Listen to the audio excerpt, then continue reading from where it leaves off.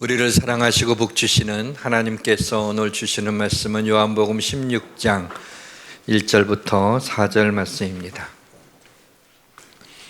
신약성경 175페이지 요한복음 16장 1절부터 4절 말씀을 같이 함께 읽도록 하겠습니다. 같이 읽습니다.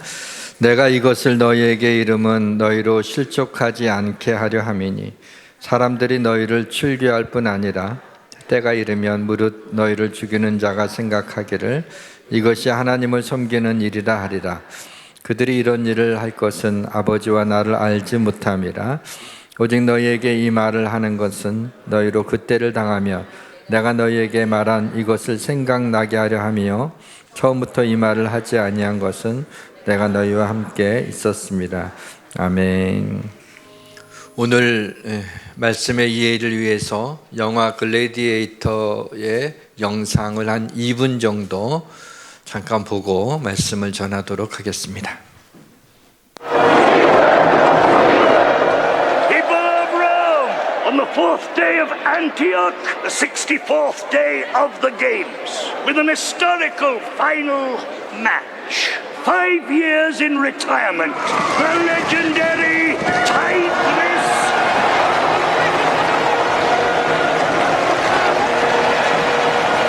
now to give you Maximus. They embrace him like he's one of their own. Much sooner than that. It's been arranged. You're about to die. Salute you. 황제가 뭔가를 준비했군요.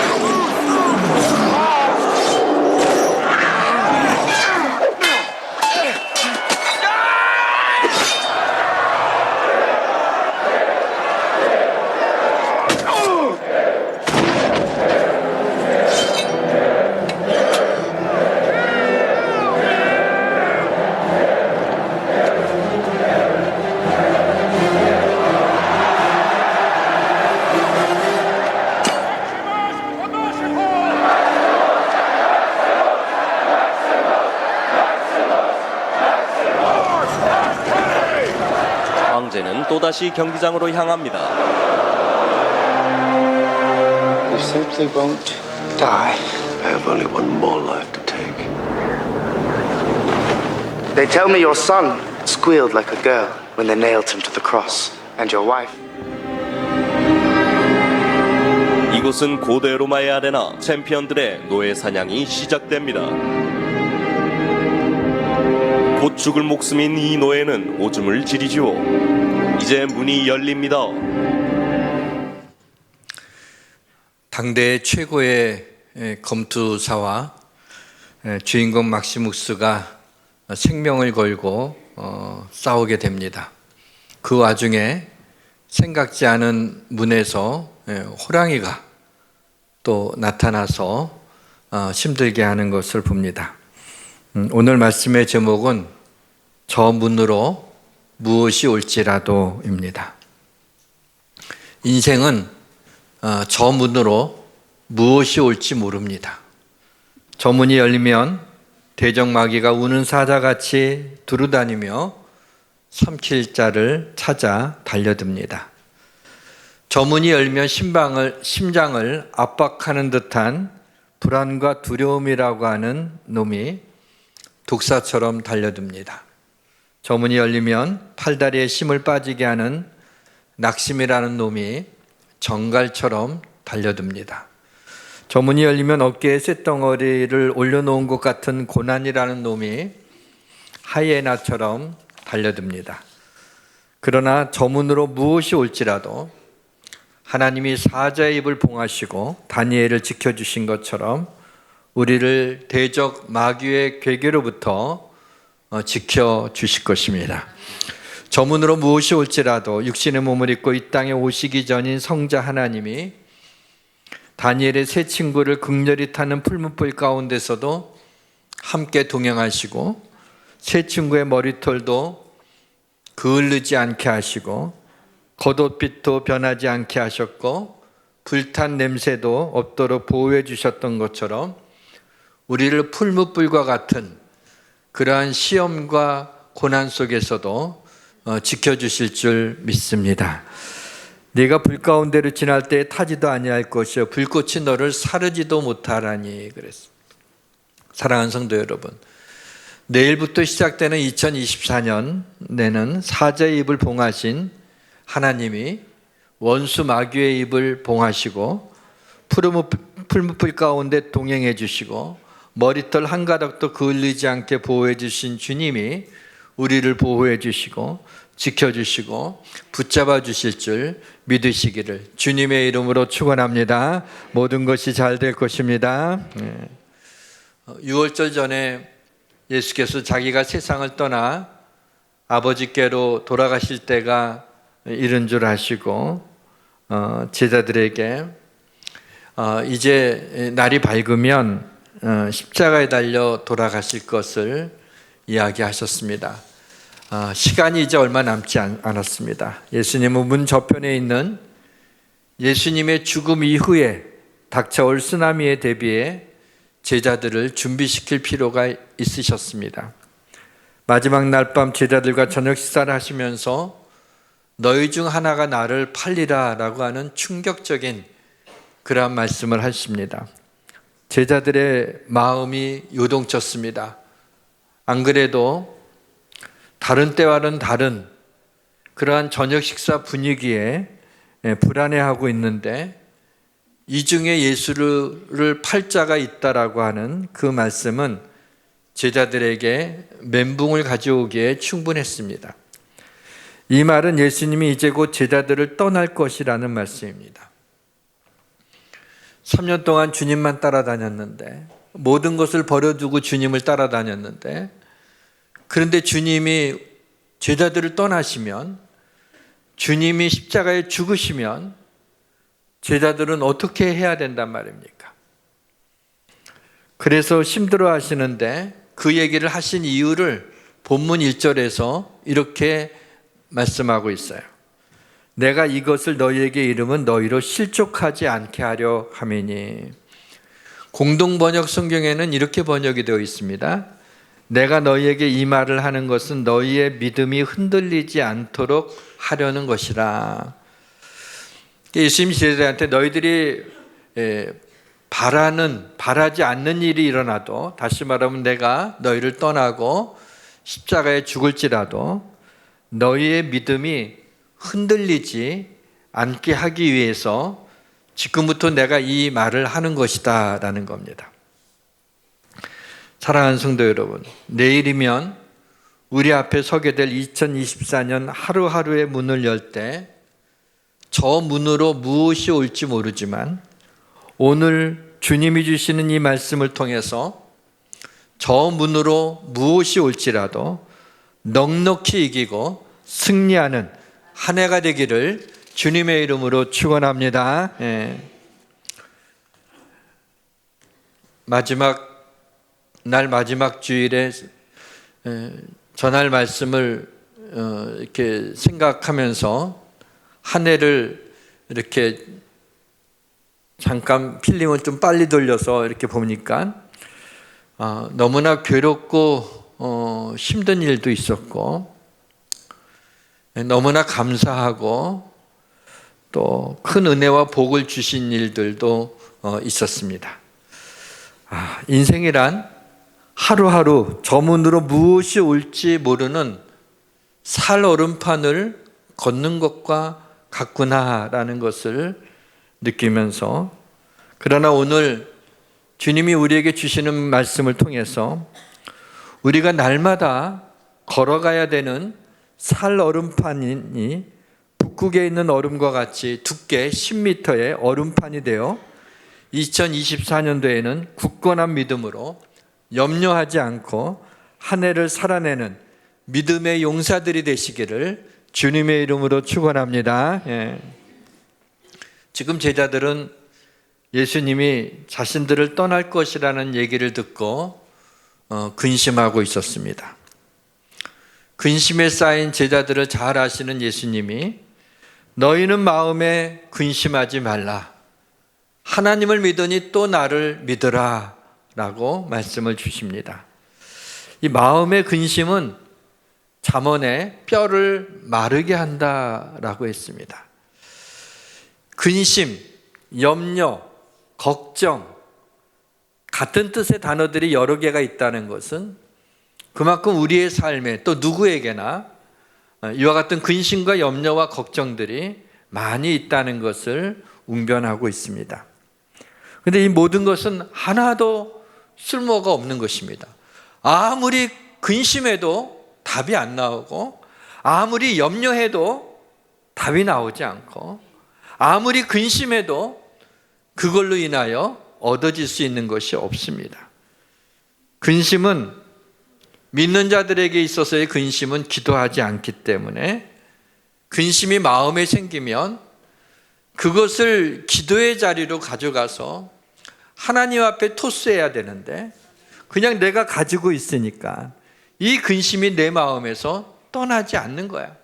내 마음의 근심은 사람한테 이야기해도 그게 더 큰 근심이 돼서 내게 돌아오지, 그것이 해결되어지지 않습니다.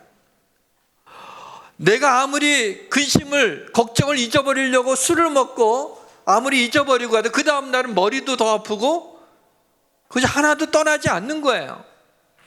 그것을 오직 하나님에게만 이 근심을 던져야지 하나님이 근심을 받으시고 해결해 주시고 세상이 얻지 못하는, 세상이 알지 못하는 평화를 우리의 마음속에 주시는 것입니다.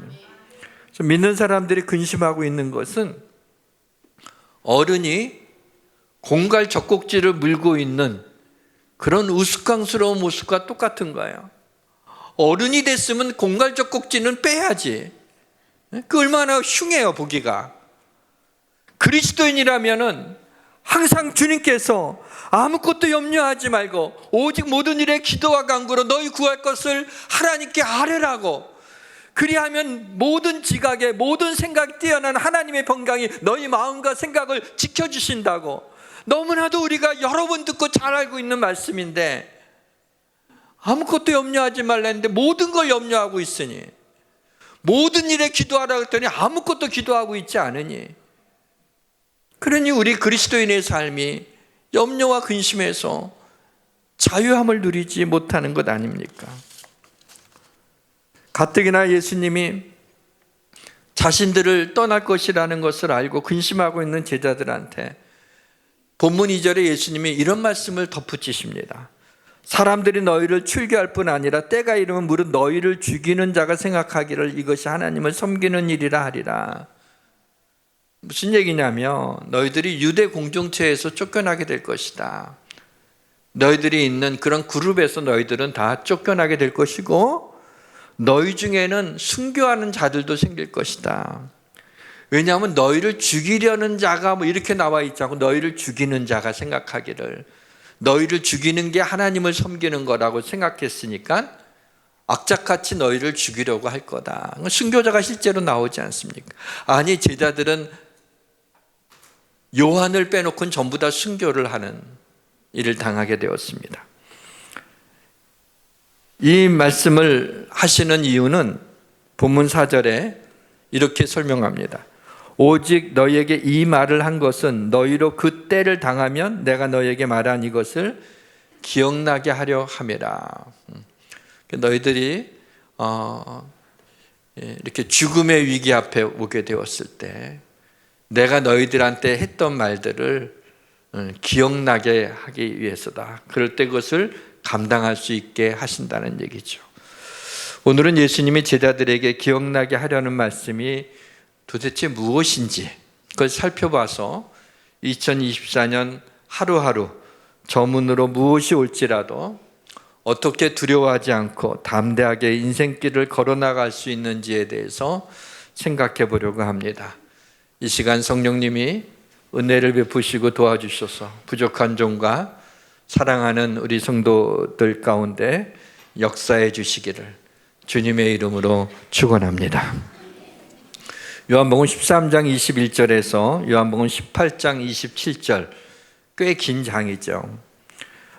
예수님이 십자가에 못 박히시기 하루 전날 일어난 일들을 자세하게 기록해 놓은 것입니다. 예수님이 제자들한테 기억나게 하려고 하는 말씀을 줘서 오늘 우리에게 주시는 그 말씀을 요한복음 13장 21절부터 더듬어서 좀 살펴봐서 두 가지를 말씀을 드리려고 합니다. 무슨 얘기냐면 요한복음 13장 중반부부터 시작한 것이 같은 날에 이루어졌잖아요. 그래서 예수님이 너희로 하여금 이 말씀을 기억나게 하려 함이라 라고 했을 때, 그러면 13장부터 쭉 스크린을 해봐야 주님이 어떤 말씀을 기억나게 하시려고 하는지, 그 말씀, 여러 말씀들이 있지만 그 말씀 속에서 제가 말씀을 붙잡고 우리 성도들을 위해서 하나님이 주시고자 하시는 말씀이 무엇인지를 이렇게 예민하게 말씀을 보고 성령께서 인도하시는 대로 두 가지를 이 말씀 속에서 하나님이 오늘 우리 예수양교회 성도들에게 주시는 말씀으로 받아서 그 말씀을 전해드리려고 하는 것입니다. 이 두 가지 말씀을 전하기 전에 먼저 우리가 꼭 기억해야 될 것이 있는데, 주님은 세상에 있는 자기 사람들을 사랑하시되 끝까지 사랑하신다는 겁니다. 세상에 있는 자기 사람들을 사랑하시되 끝까지 사랑하시느니라. 원수같이 여겨지는 거는요, 너무나 사랑했던 사람에게서 배신을 당할 때, 그럴 때 원수가 되는 겁니다. 우리가 이 땅에서 인간관계가 너무나 힘들고 고통스러운 것은 너무나 사랑하고 존경하고 좋아했던 사람에게서 다른 부분을 보았거나 배신을 당했거나 그렇게 되었을 때 마음이 아프고 힘든 겁니다. 그런데 주님께서, 우리가 주님을 마음 놓고 사랑할 수 있는 것은 주님이 이 땅에 있는 자기 사람들, 주님을 믿고 따르는 자들을 끝까지 사랑하신다고 이렇게 말씀하고 있기 때문에 그렇습니다. 사랑하는 성도 여러분, 우리 예수님이 나를 사랑하시되 끝까지 사랑하심을 믿습니까? 주님의 사랑은 endless love, 끝없는 사랑이에요. 그 사랑은 끝이 없어요. 영원히 나를 사랑하시는 주님의 사랑입니다. 사랑하는 성도 여러분, 주님의 그 사랑이 우리의 응어리진 마음의 상처를 치유하시고 삶의 곤고함을 견딜 수 있는 은혜를 주실 수 있음을 믿으시기를 바랍니다. 저문으로 무엇이 올지라도 근심하지 않기 위해서 우리가 기억해야 될 첫 번째는 성령을 보내주시겠다는 약속입니다. 내가 아버지께 구하겠으니 그가 또 다른 보혜사를 너희에게 주사 영원토록 너희와 함께 있게 하리니. 이 말씀은 너희의 힘으로는 앞으로 저문에서 다가올 환난을 이길 수가 없다. 내 영, 진리의 성령이 너희에게 오셔서 너희가 이 땅에서 당하는 고난과 어려움들을 능히 이기게 하실 것이다. 그래서 성령을 너희에게 보내겠다라고 하는 거죠. 그래서 주님은 세상에서는 너희가 환난을 당하나 담대하라. 내가 세상을 이기었노라. 이 얘기는 주의 성령이 너희가 환난을 당할 때 너희를 환난에서 이기게 하시는 은혜와 능력을 베풀어 주신다는 얘기입니다. 요한복음 16장 7절에서 예수님이 제자들을 떠나시는 것이 제자들에게 유익이라고 말씀하고 있어요. 아직은 근심하고 있는 것이 예수님이 자신들을 떠나는 것 때문에 근심하는데, 내가 떠나는 것이 너희에게 유익이라고 말씀하고 있는 거예요. 왜냐하면 육신의 몸을 입고 있는 예수님은 결국 언젠가는 떠나셔야만 했습니다. 예수님이 이 땅에 오신 것은 죽으시기 위해서 오신 거예요. 그래서 또 다른 보혜사, 예수님도 우리의 보혜사가 되시지만 또 다른 보혜사 성령님이 오셔서 우리와 함께 계시고 성령님이 우리 속에 계십니다. 그러니까 성령님이 우리 속에 있다는 건 영원히 우리를 떠나지 않는다. 성령님이 우리와 함께하게 계실 때 우리가 성령님을 떠날 수 있어요. 그러나 내 안에 성령님이 들어오시면 내가 아무리 100m를 5초 만에 뛰어가서 떨어뜨리려고 해도 내 안에 있는 성령님은 언제나 나와 함께. 의도적으로 성령님을 거부하고 싫다고 그렇게 하지 않는 이상 성령님은 우리를 떠나지 않으세요. 영원히 우리와 함께 하신다는 얘기죠. 그런데 이런 사람들이 있어요. 나는 충분히 저축해 놨다고. 내 집 안방에 금괴가 있는데, 금고가 있는데 거기에 행운의 열쇠, 그 다음에 두꺼비인가 거북인가 뭐 아무튼 금 거북이, 거북이, 그 다음에 뭐 아무튼 뭐 여러 가지 금덩어리들이 있고, 보험도 내가 여러 개 들어놔서 무슨 일을 당하든 보험이 억대로 내가 나오게 되고, 애들도 다 결혼시켰으니까 책임도 없고, 건강검진을 받았는데 수치가 다 정상이라고 하니 이제 내가 아무 염려할 것이 없다고. 이제는 인생을 즐기면서 누리면서 살 것이다. 내 인생은 내가 스스로 충분히 내가 감당할 수 있지, 뭐 굳이 하나님 뭐 신에게까지 뭐 그럴 필요 없다 라고 생각하는 사람이 있을 수 있습니다. 근데 어리석은 것은 인생은 내 힘으로 어찌할 수 없는 것들이 더 많습니다. 1, 2년 살아봤어요 우리가? 내 힘으로 할 수 없는 것들이 더 많아요. 세월이 흘러가는 걸 막을 수가 없어요. 그래서 그렇게 하지만은 자신의 얼굴부터 온몸에 속의 내장, 장기까지 전부 다 늙어져 가고 전부 다 점점 위험에 노출되지 않는 겁니까? 예상치 못한 어려움이 와서 깜짝 놀라게 됩니다. 감당치 못할 고난이 와서 너무 힘듭니다. 죽음의 사자가 생각보다 가까이 우리에게 다가오기도 하는 거예요. 내가 컨트롤할 수 없는 결정적인 우리의 삶에 결정적인 영향을 주는 것들은 그렇게 힘든 것들이 많이 있습니다. 우리는 저 문으로 무엇이 올지 알 수 없습니다.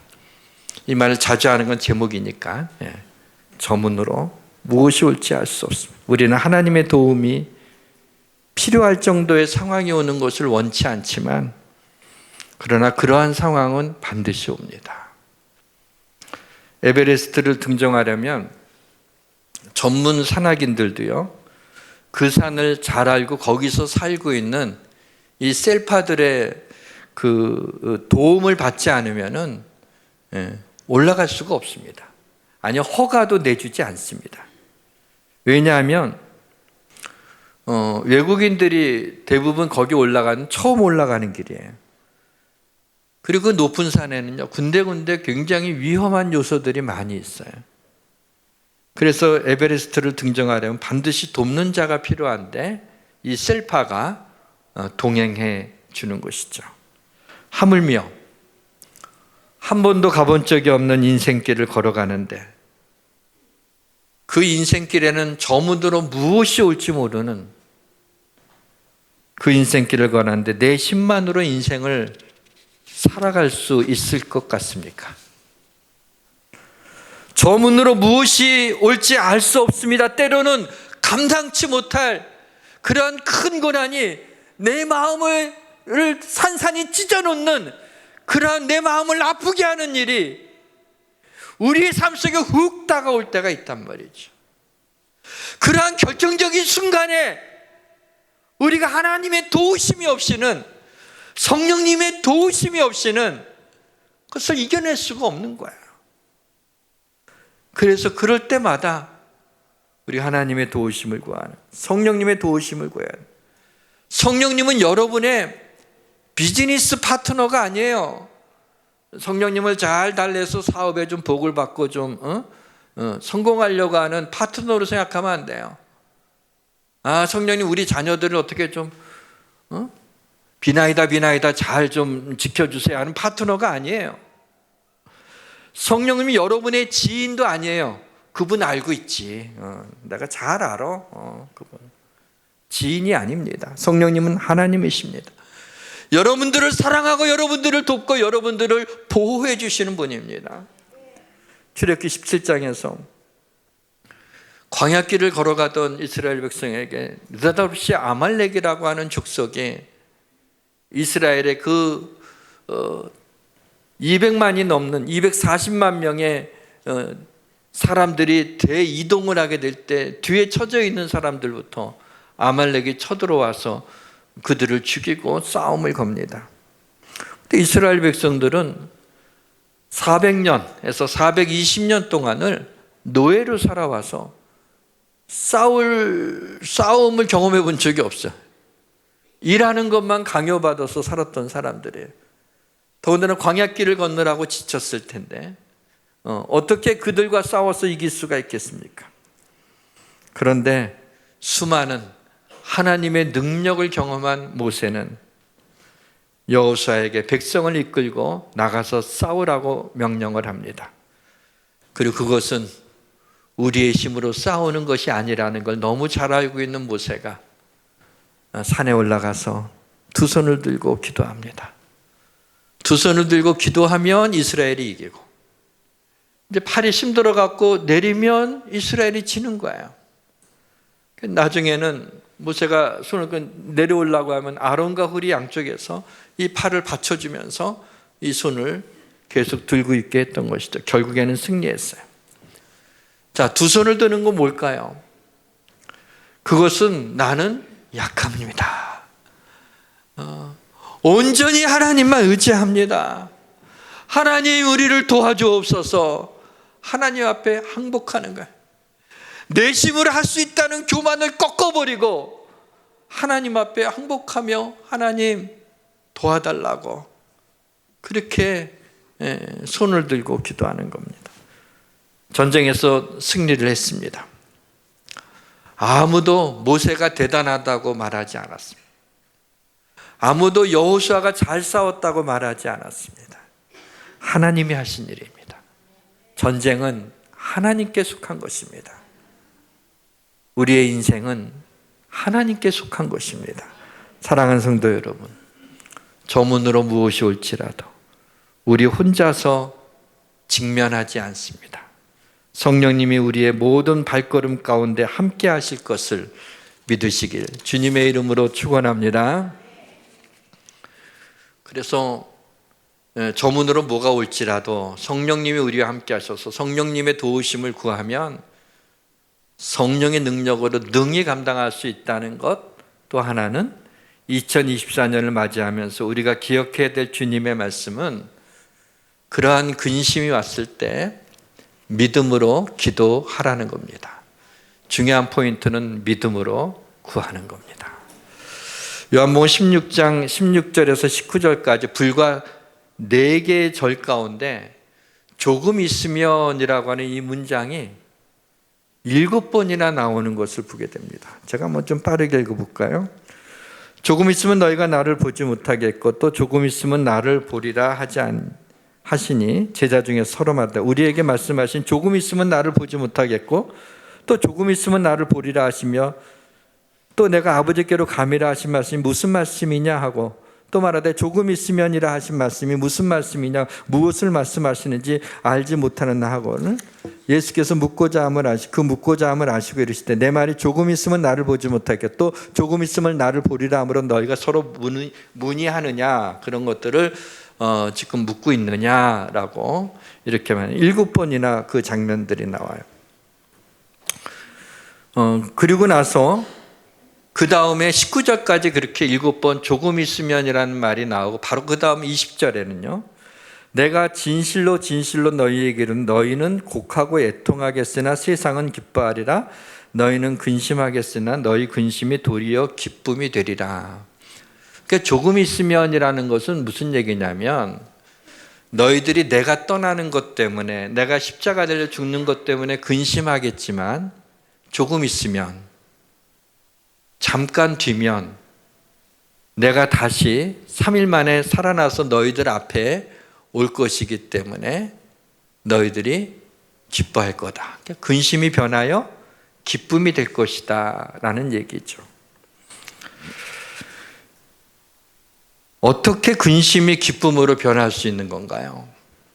근심은 근심이고 기쁨은 기쁨인데 근심은 기쁨의 정반대 감정인데 어떻게 근심이 변하여 기쁨이 될 수 있습니까?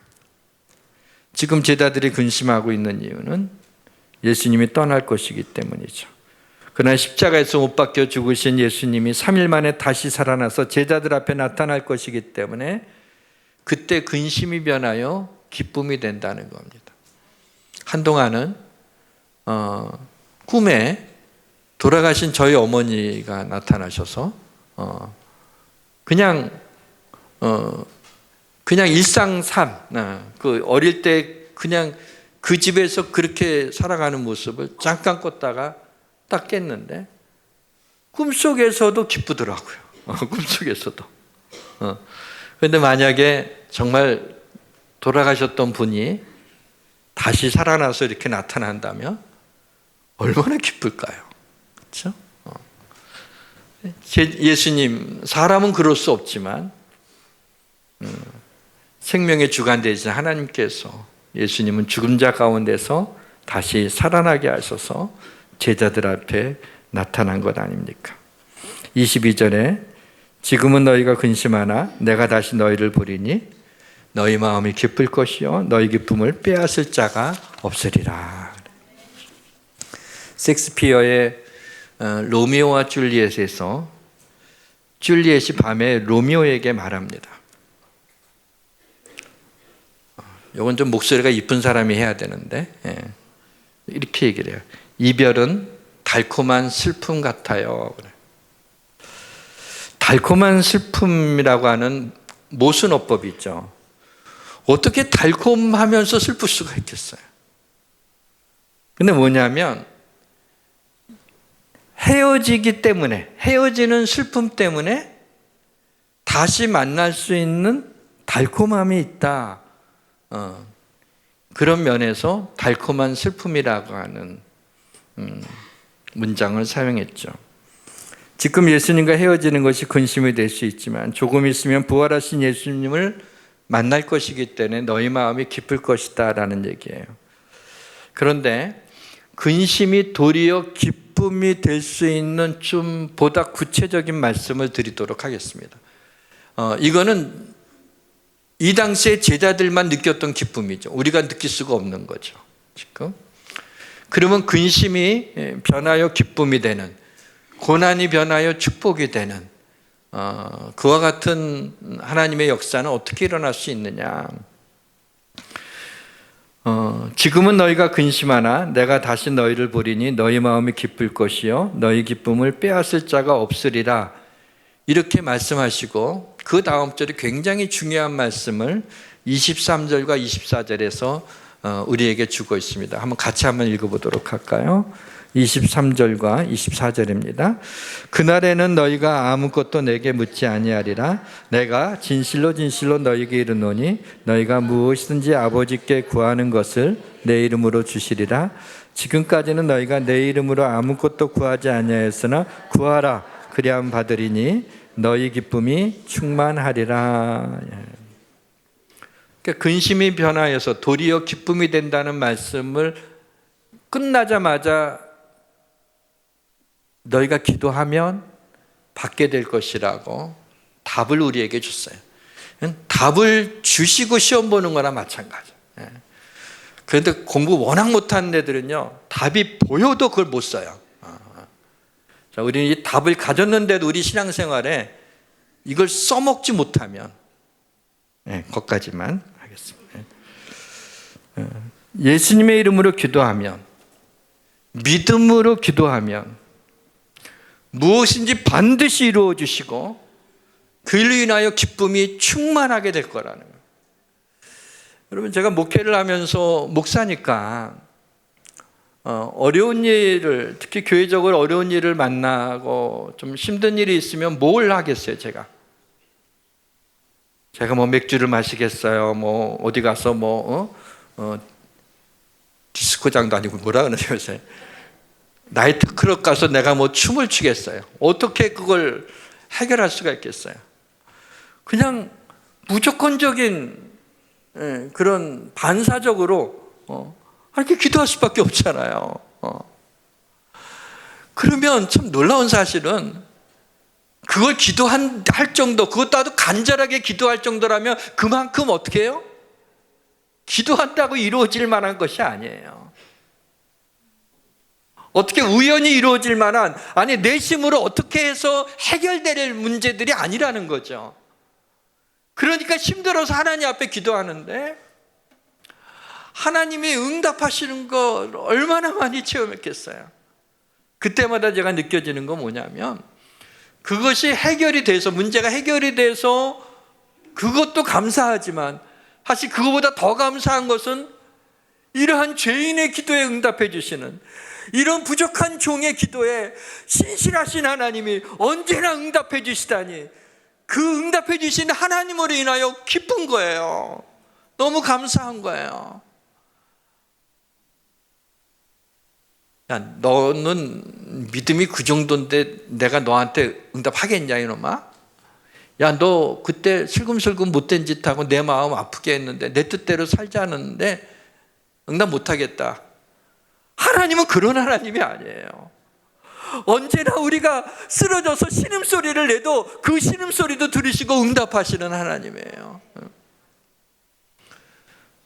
그래서 이런 어려운 일을 만날 때 하나님의 기적을, 응답을 경험할 수 있는 좋은 기회가 되는 거예요. 그런데 이때 그냥 기도하시면 안 돼요. 정말 믿음으로 구해야 되는 거예요. 그러면 정말 응답해 주세요. 대강 기도하면 하나님 대강 응답해 주세요. 대강 응답은 응답이 안 되는 거예요. 사랑하는 성도 여러분, 여러분들이 믿음으로 기도하시면 2024년에 이러한 일들이 일어날 것입니다. 지금 자녀로 인하여 눈물을 흘리고 계신 분들이 있습니까? 조금 있으면 2024년입니다. 2024년에는 그 자녀로 인하여 기쁨을 얻을 줄 믿으시기를 주님의 이름으로 축원합니다. 지금 물질로 인하여 고통당하고 계신 분들이 있습니까? 내일 시작되는 2024년에는 근심을 겸하여 주지 않는 하나님이 주시는 물질의 축복을 충만히 받아 감사의 한 해가 되실 줄 믿으시길 주님의 이름으로 축원합니다. 지금 병으로 인하여 힘드신 분들이 있습니까?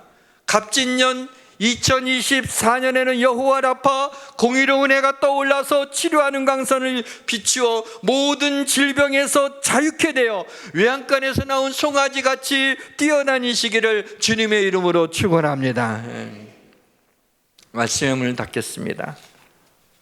벌새라고 알죠? 언젠가 한번 말씀드린 것이 기억나는데, 벌새는 1초에 날개짓을 60회 한다고 합니다.